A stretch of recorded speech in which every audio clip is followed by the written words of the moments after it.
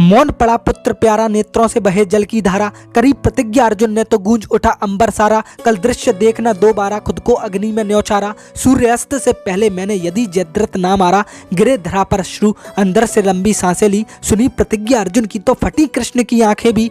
पार्थ यथार्थ न योद्धा अनंत, यदि ना खोजा समाधान तुरंत। जयद्रथ देखे सूर्यास्त, तो फिर तय कल अर्जुन का अंत।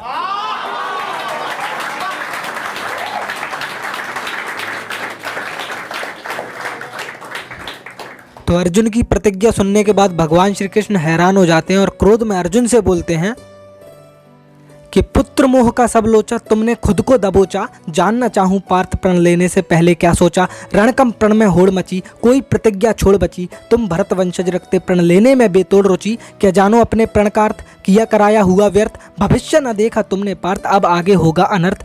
तब मैं वक्त किया व्यतीत, मुझको ऐसा होता प्रतीत। तुम हो बिल्कुल अनजान पार्थ, न जानो जयद्रथ का अतीत। पिता निरंतर ताप करे, पुत्र की रक्षा शाप करे। जो भी मारे जयद्रथ, वो खुद भी अपने आप मरे।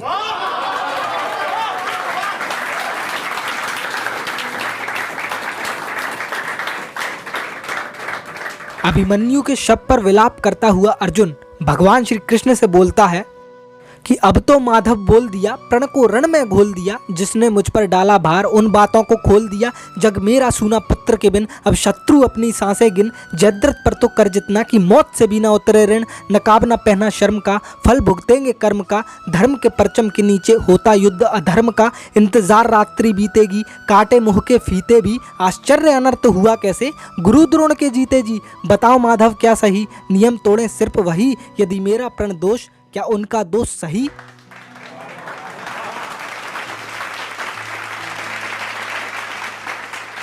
तो दुखी अर्जुन को भगवान श्री कृष्ण समझाते हैं और उससे बोलते हैं कि पार्थ जरा बात मान, न कर देह का यूं अपमान। मृत्यु तो शेष बहाना है, सब विधि का विधान। जयद्रथ का वध जरूरी, किंतु अब बनी मजबूरी। वजह यही कि प्रण लेने से तुम तो रखते दूरी। समझाया प्रयास कर पार्थ तुम्हें खास कर, कल ना होगा ध्यान लक्ष्य पर, तुम देखोगे भास्कर। जयद्रथ को वर प्राप्त, तुम्हें छोड़ सब पर पर्याप्त। यदि ना होता अभिमन्यु, तो आज ही होता युद्ध समाप्त। तुम तब एहसास करते जब कारागृह में वास करते। यदि सफल होता चक्रव्यूह, तो क्या खास करते। जब तक द्रोण युधिष्ठिर को बंदी बनाकर दास करते।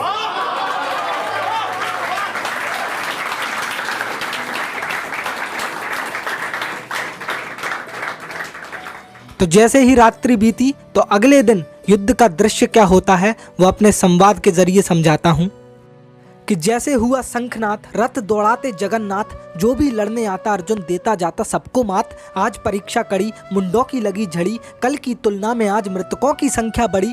यदि कोई योद्धा आता, बस सम्मुख काल दिखाता। अर्जुन छोड़े प्रत्यंचा, तीर शीस उड़ा ले जाता। ना निकले आज सितारे, अन्यथा आज ही हारे। इस चिंता में पार्थ बार बार सूर्य को निहारे। समझ रहे मोहन, आज स्थिर नहीं मन। आज टिका सूर्य पर धनंजय का जीवन। ये वक्त तो सताएगा, जयद्रथ कैसे पास आएगा। यदि ना खोजा उपाय, तो दिन बीत जाएगा।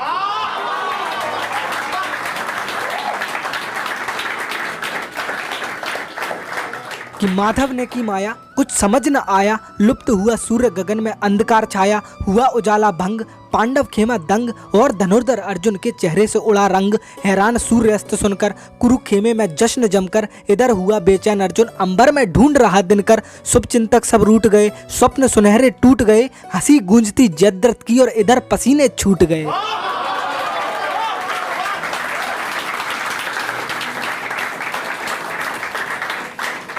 तो भगवान श्री कृष्ण की माया में फंसकर जयद्रथ बाहर आता है और फिर क्या होता है।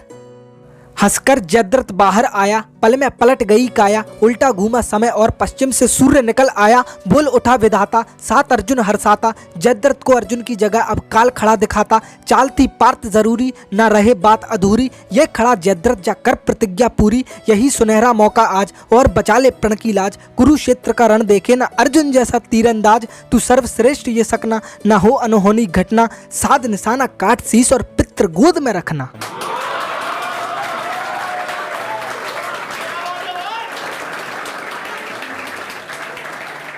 तो जयद्रथ के वध के साथ कविता के अंतिम शब्द दूंगा।